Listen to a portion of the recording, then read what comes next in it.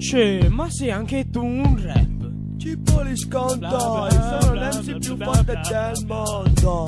Ma mi vuoi sfidare? Salgo sul palco, ti do una scusa in freestyle che non ti svegli più perché io rappresento il pop, non sto fuori e fallo.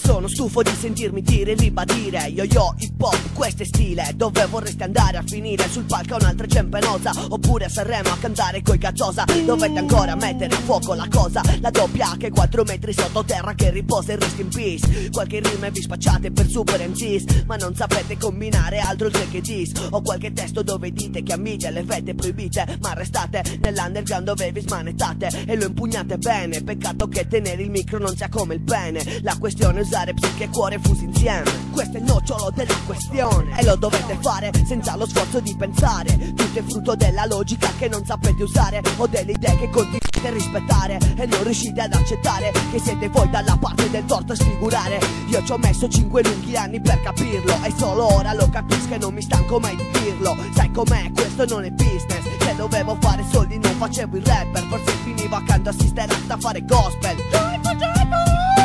O a volare in cielo con l'amico Casper, a passare per i muri come Slimer, ma resta a terra a fare il finto master. Sogno ad occhi aperti e vedo incubi a fare a botte con degli ominidi, i quali fanno venire i brividi.